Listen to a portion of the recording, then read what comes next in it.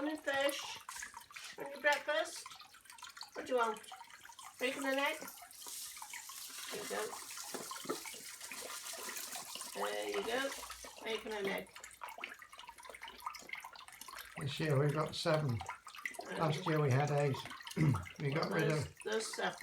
We gave one away because we wanted to take the stress of having too many fish in the pond.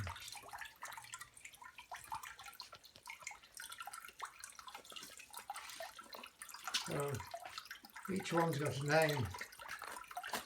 The yellow one is Goldilocks. The white one is Snow White. The orange one is Orangeade. And that big dark one is Submarine. Multicoloured, yeah. Oh, it's got extra big fins.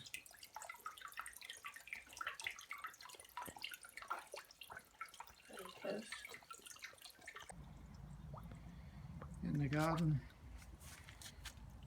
things have been quite good. We've had less apples and pears this year.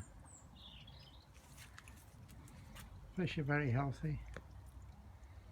Still haven't completed the railway track around the pond. Lots of tasty watercress.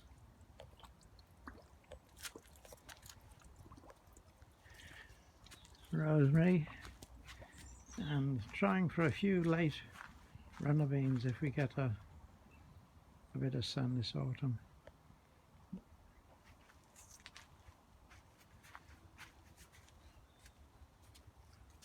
We grew sugar snap peas in these pots and they're quite successful. Need to collect some of the old pods and salvage some seed for next year.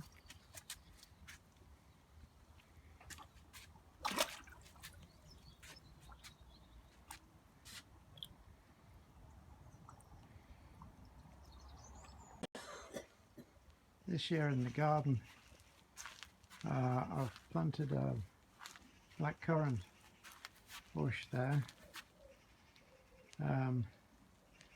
We had a few lettuce that have gone to seed pretty much.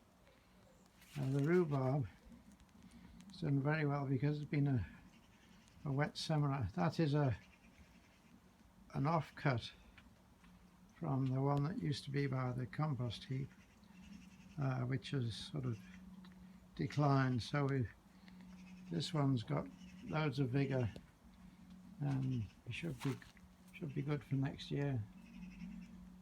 We had a few climbing French beans,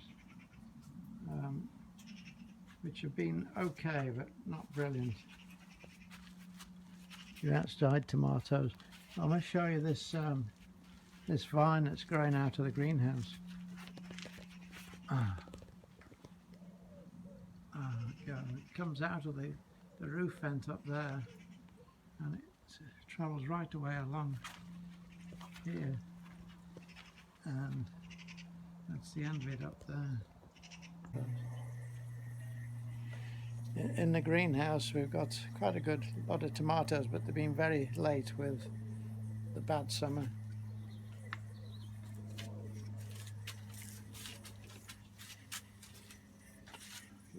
We've got some moneymaker, which is always a good one, and an Alicante, and some sweet mini tomatoes, which are nice for salads. So we're going to have tomatoes on toast for breakfast.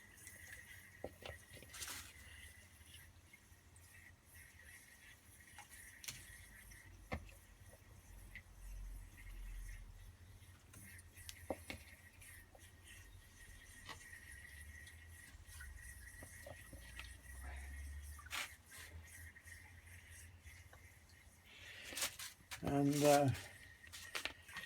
got some black grapes. They're quite small, but they're very sweet. The white grapes, seedless, they've finished. We've tried growing cucumbers on the staging, been quite successful. There's one last one up here.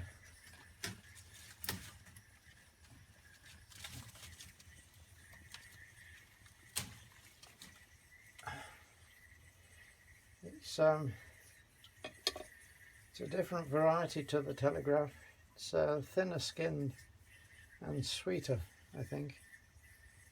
So quite pleased with the cucumbers. They're easy to grow, don't have to spray them.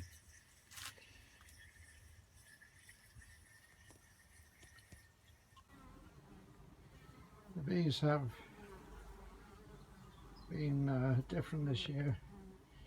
Had swarming problems with this hive that has a queen that came from Cronton, about 5 miles away. And my original Rainhill queen done okay. I've decided to change my system onto 2 extra deep brood chambers, and more or less be a semi-dormant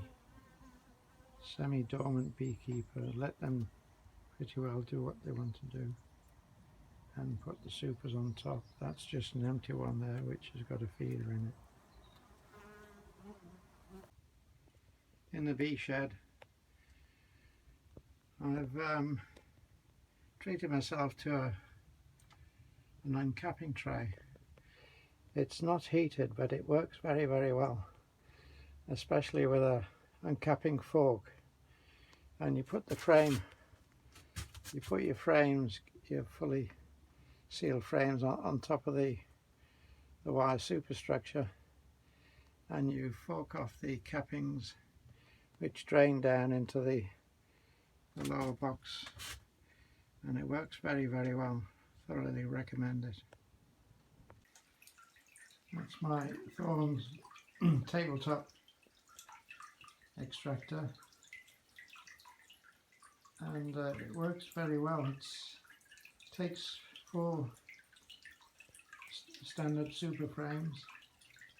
That's British standard super frames, and or it'll take 2 9-inch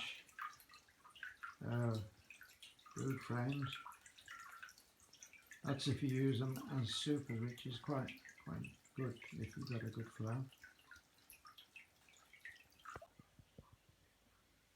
My harvest this year was, I'm not sure what it amounts to in pounds, I would guess about 30 to 40 pounds, and I opted to bottle it in assorted bottles. I give most of it, pretty well all of it, away as presents and to friends in hospital and with illnesses. It's very satisfying. It's hard work, but it's a fantastic hobby. I've been doing it for 50 years now, thereabouts. And lots has changed in that time too.